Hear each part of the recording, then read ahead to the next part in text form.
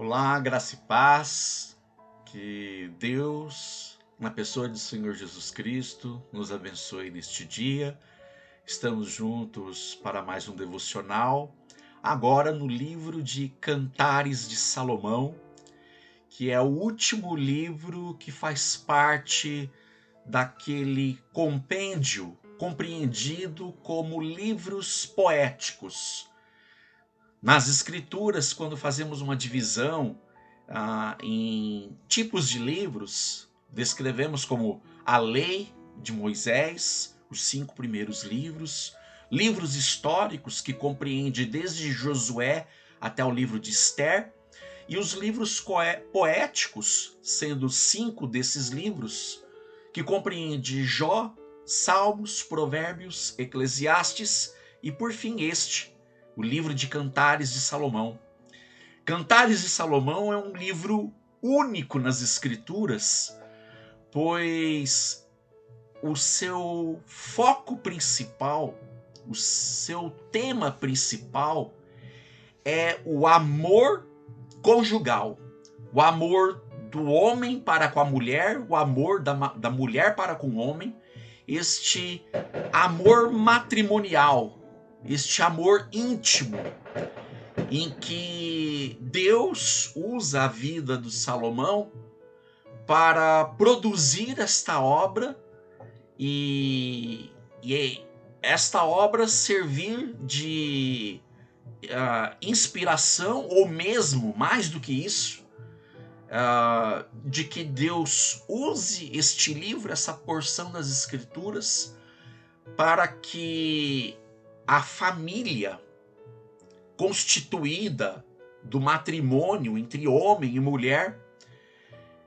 seja cada vez mais consolidada nesta criação, na criação de Deus, em que a família, por meio do casamento, tenha uma expressão da própria criação, mais ainda a expressão do Criador em seu amor para com a criação.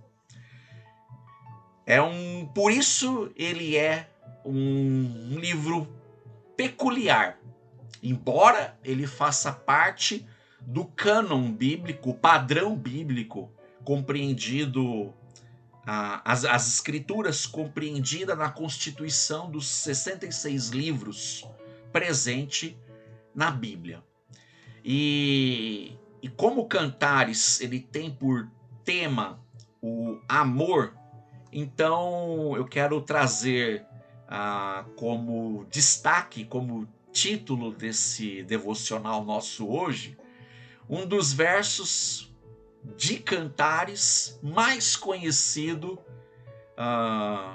pelas pessoas, e vocês poderão perceber. Aqui trago esse verso contido no capítulo 6, verso 2, em que a amada, neste cântico, expressa a reciprocidade do amor, em que ela diz: eu sou do meu amado e o meu amado é meu.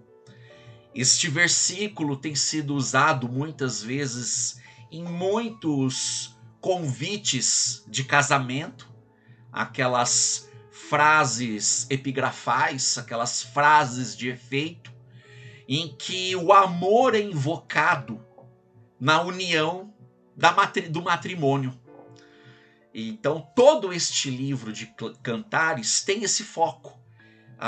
Ele é poético, a maneira em que ele foi construído, foi redigido, foi para ser cantado, mas não uma mera canção monóloga, como um cantor ou um grupo de cantores, numa fala única, dirige-se a seu público, mas como se fosse uma obra lírica, em que há vários personagens, em que eles contam acerca da essência do amor, da busca pelo amor, o drama do próprio amor, em que, nesta obra, ora a amada fala, ora o noivo, o amado também fala, e há um terceiro grupo,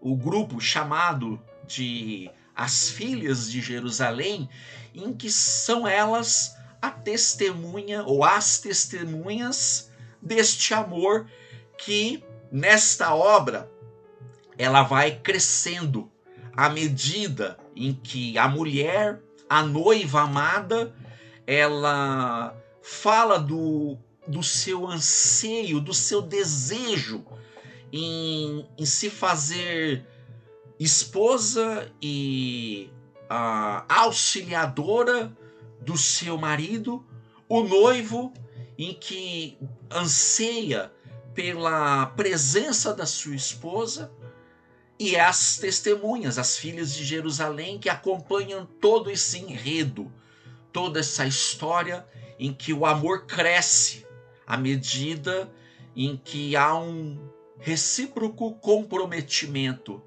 da amada com o amado. É nisso que consiste essa obra, Cantares de Salomão, em que a ênfase é um amor verdadeiro, genuíno, recíproco e com comprometimento mútuo. O que isso nos ensina? O que este livro, presente dentre todos os outros livros das Escrituras, pode nos ensinar? Que o amor do homem para com a mulher, da mulher para com o homem, na constituição do casamento, ele precisa ser dia após dia investido, dedicado, alimentado, nutrido, a ponto desse comprometimento íntimo em que a amada diz: eu sou do meu amado e ele é meu. E isso nos ensina o quanto que, com as belezas descritas neste livro, em que temos que verdadeiramente cuidar do casamento, do amor presente no casamento, como uma planta. O livro fala muito da beleza das coisas criadas, desde as plantas, árvores, frutas, animais que ornamentam a criação de Deus, ainda assim diversas cidades com as suas características mais fortes, em analogia, em paralelo ao amor. Então, isso tudo nos ensina o quão importante é nutrir em amor, não somente em palavras. Sim, ele dá muita ênfase às palavras poéticas, como quem busca ver a beleza do amor presente no casamento. Mas mais do que isso, que toda essa beleza venha acompanhada de verdadeiras atitudes que demonstrem nitidamente um comprometimento com a união, em fortalecer dia após dia esse núcleo primário e originário da parte de Deus, que é a família, através da constituição, homem e mulher, como lá em Gênesis Deus já havia dito: portanto deixará o homem pai e mãe, unir-se-á à sua mulher, e serão ambos uma só carne. E já não mais serão dois, e sim uma só carne. Errad, que é a palavra hebraica para unidade composta.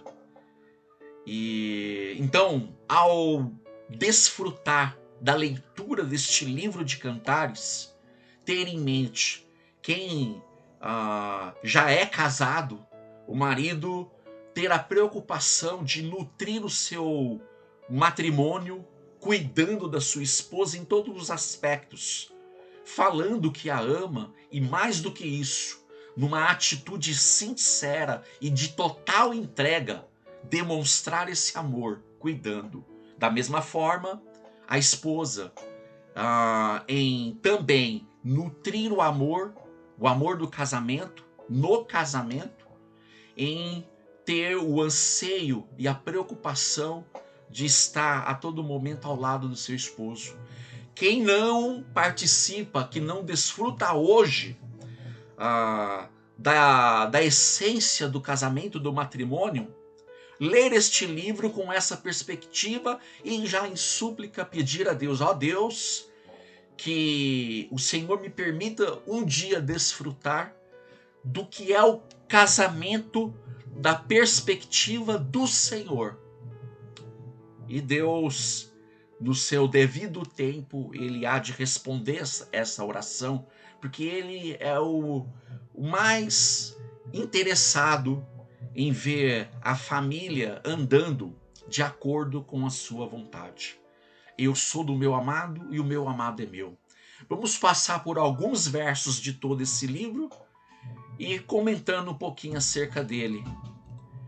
A começar pelo capítulo 1, logo no início, em que já é nos dito, verso 1, Cântico dos Cânticos de Salomão. O primeiro versículo é o título desta obra e já inicia com a fala da amada.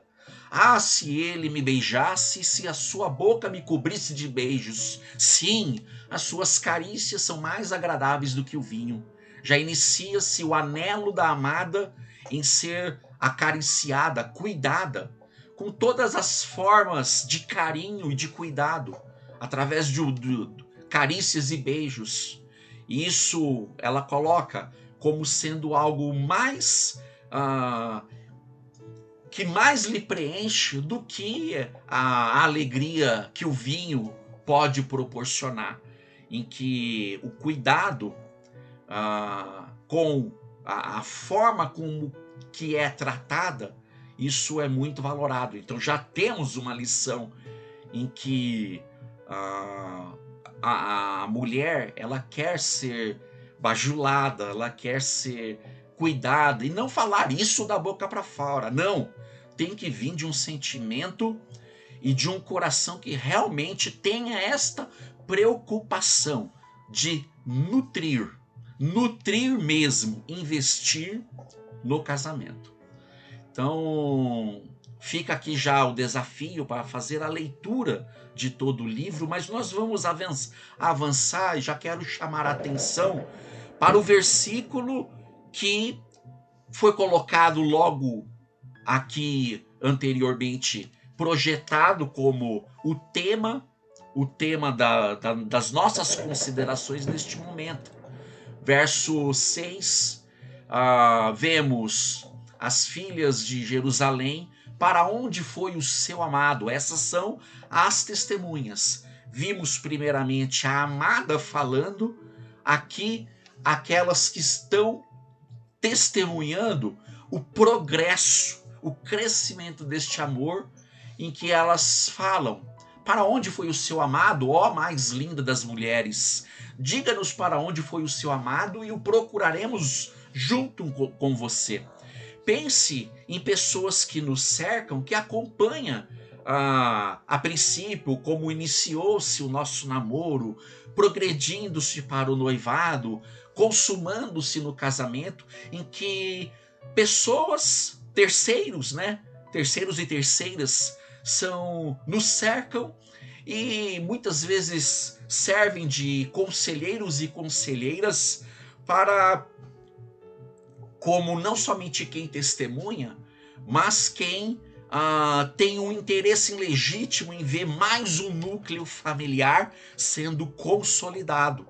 E então essas aqui nesta obra, chamadas de As Filhas de Jerusalém, como quem tendo total interesse em ver o amor consolidado nesta amada, que no capítulo 8 ela é apresentada como uma sulamita, alguém de Sulam, ao norte de Israel, aí falando algo concernente à origem geográfica dessa mulher, desta amada. E aqui ela progride em dizendo: O meu amado desceu a seu jardim, aos canteiros de especiarias, para descansar nos jardins e colher lírios. Trata-se de obras em que não é possível para nós tentar imaginar o modo como as pessoas, a amada ou amado, são comparados de um modo visual. Isso causaria até para a gente uma certa estranheza. Mas pensar sim nas propriedades presentes em cada elemento que é apresentado. O cheiro das especiarias, o descanso em jardins, sob raios solares, aqueles dias que são prazerosos de descansar, de contemplar, os aromas das flores. Trata-se de obras, poemas, em que a ênfase aqui é buscar na criação a beleza de todas as coisas e fazer uma analogia, uma comparação com o amor real, o amor das nossas vidas. Amor que é fato, advém muitas vezes com problemas do dia a dia e a razão pela qual deve ser nutrido. Deve ser nutrido a própria união do casamento em si. Então, devemos buscar nas coisas na nossa volta tudo aquilo que pode nos dar sabedoria para consolidar o casamento, batalhar por ele, lutar por ele. E aqui, no verso 3, a frase célebre da amada em dizer: eu sou do meu amado e o meu amado é meu.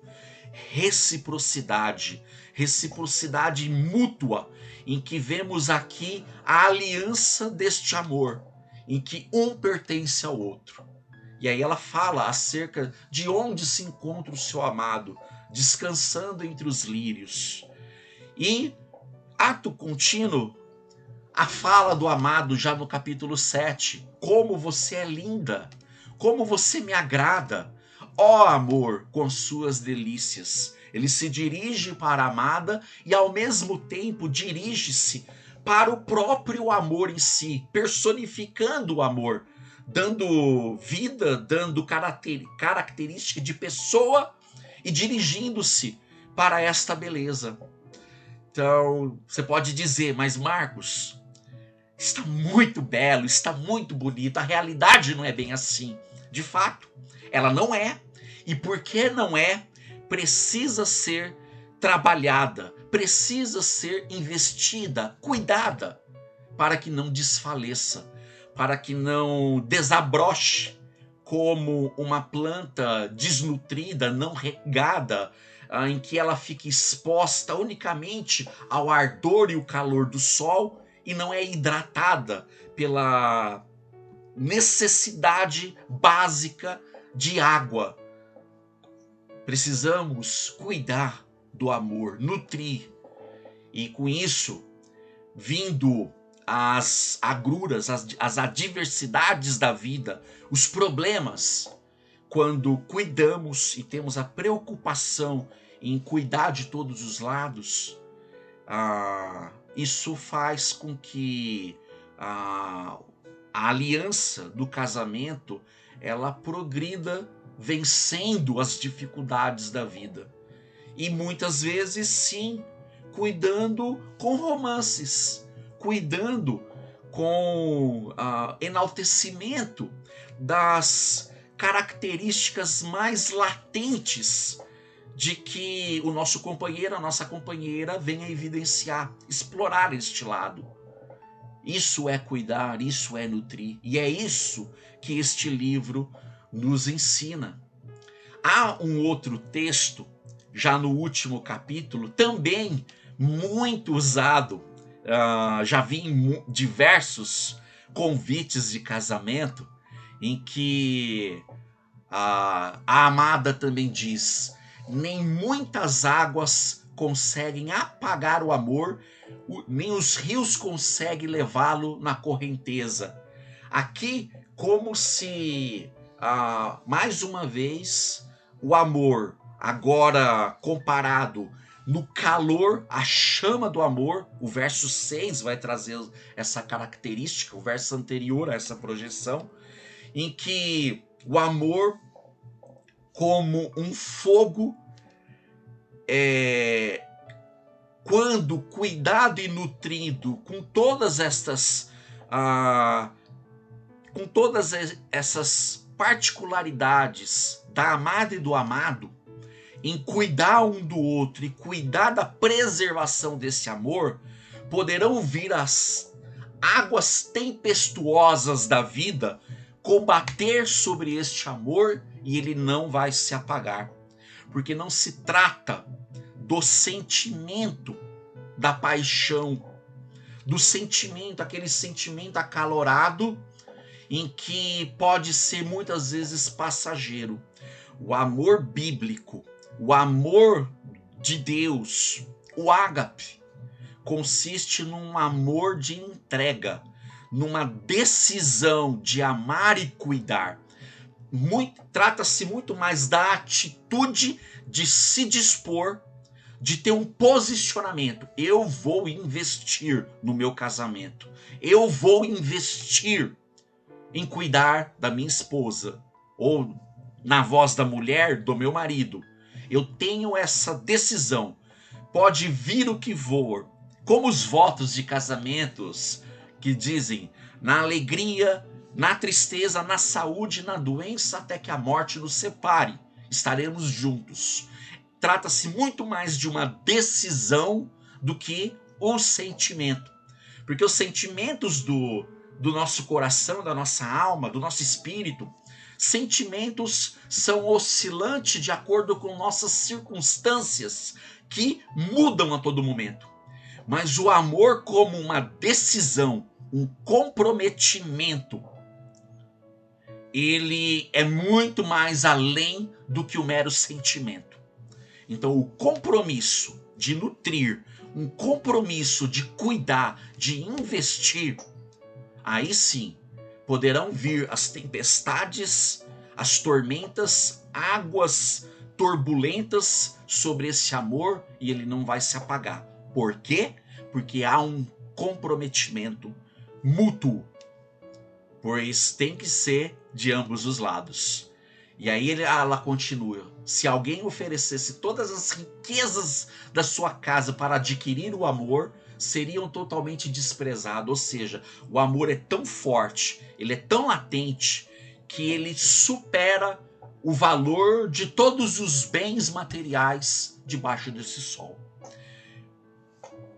Meu desafio, e não meu, mas das próprias Escrituras, que quando passarmos os olhos, o nosso coração, o nosso espírito em meditar em devoção neste livro, saber que Deus quer de todos nós, na área do amor das nossas vidas, do casamento, um comprometimento em batalhar por ele a todo momento. Uma decisão de nutrir e não recuar, custe o que custar.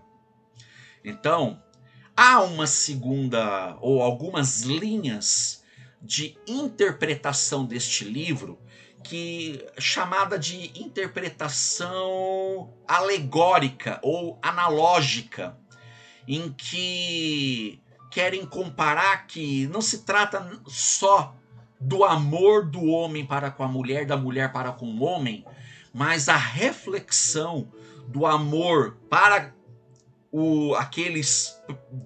as pessoas do Antigo Testamento, principalmente o povo de Israel, que esse livro é a expressão do amor de Deus para com o povo de Israel. E nessa mesma linha, chegando para o Novo Testamento, de que esta seria a expressão do amor de Cristo para com a igreja, em que Cristo no Novo Testamento é chamado de um noivo e a igreja é chamada de noiva. Como no Antigo Testamento, Javé chamado de o noivo e Israel a noiva. Bem, se formos honestos, com o texto, lendo do verso 1 do capítulo 1 até o último verso do capítulo 8, nós não vamos enxergar que está falando do amor de Deus para com seu povo, seja o povo de Israel ou a igreja. Não é possível fazer uma interpretação, porque não está presente no texto. O que é nítido no texto é o amor do homem para com a mulher, da mulher para com o homem. Então, mas isso não impede de fazer uma aplicação analógica, não uma interpretação. Interpretar é tirar do texto que está no texto. Não está no texto, então não é possível dizer que está no texto. Mas fazer este paralelismo, analogia, é possível, sendo honesto em dizer, o texto fala do amor conjugal, do amor do homem para com a mulher, da mulher para com o homem. Mas isso é plenamente comparável ao amor de Deus para com seu povo. Então, essa aplicação, veja, não é interpretação, esta aplicação é possível, sendo honesto com o texto que fala do amor do homem para com a mulher. Então, da mesma forma, aí sim é ser honesto em aplicar corretamente. Da mesma forma que esta amada, esta mulher, ela se entrega totalmente, confia no amor do seu noivo, a igreja confia e deve sempre confiar no amor de Cristo por sua vida. Porque Cristo se entregou pela igreja para cuidar dela, amar a ela e fazer tudo o que estiver no seu alcance para o melhor do seu povo, a sua igreja. E da mesma forma, a igreja se sujeita e confia na liderança do seu amado Senhor e Mestre Jesus Cristo. Então, nesse paralelismo é possível, tal qual o homem ama e cuida da sua esposa, Cristo ama e cuida da sua igreja. Tal qual essa amada ama demais o seu noivo e confia nele, assim também a igreja ama e confia no seu Senhor. Mas aplicar de acordo com a interpretação é se limitar em dizer o texto fala com muita clareza para que as pessoas obedeçam a Deus cuidando do seu casamento. Então essa é a nossa reflexão de hoje, voltando para o tema, e de que possamos todos dizer, eu dizer para minha esposa Fernanda, eu sou da minha amada e a minha amada é minha. E aqui está a Fernanda dizer o mesmo a meu respeito. Eu sou do meu amado e o meu amado é meu. Mas isso não significa que não podemos dizer o mesmo acerca do nosso Senhor e Mestre. Eu, Marcos, como cristão, como filho de Deus, como servo do Senhor, eu sou do meu Senhor Jesus Cristo e o meu Senhor Jesus Cristo é meu. Eu sou do meu amado e o meu amado é meu. Então, que isso possa nos motivar, encorajar cada vez mais a cuidar do amor, alimentando-o, nutrindo-o, orando acerca e a respeito do nosso casamento, para que Deus nos cubra e nos cerque das suas preciosas bênçãos. Que Deus em Cristo nos abençoe. Oro a Ti, ó Deus, Pai, que use cada palavra, cada frase contida neste livro, que por meio do Seu Espírito sejamos desafiados a olhar para o casamento como a instituição primária de família, instituída lá no Éden, para que venhamos a investir com todo o nosso ser, com todas as nossas energias, a batalhar, a lutar pelo amor presente no casamento e assim te honrar, ó Deus, para que a expressão do nosso casamento reflita o teu poder de cuidar de todos nós, ó Deus. Ajuda-nos, Senhor, porque não é fácil.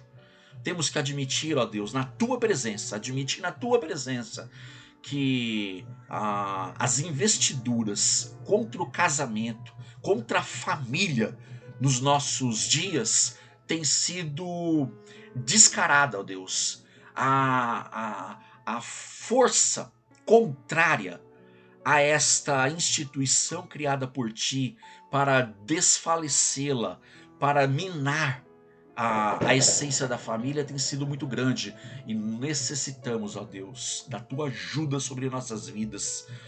Cuide de nós, ó Deus, e ao mesmo tempo nos deixe consciente do nosso dever e responsabilidade de fazer a nossa parte em investir no cuidado e na preservação do casamento. Sem o Senhor, nada poderemos fazer. Por isso que oro, ó Deus, suplicando a Ti, que nos capacite em poder, ao mesmo tempo nos encorajando e nos deixando cônscios da nossa responsabilidade para com o casamento. Assim eu oro, Deus, em nome de Jesus. Amém. Meu querido e minha querida, tenha um excelente dia no Senhor e fale como a amada disse: eu sou do meu amado e o meu amado é meu.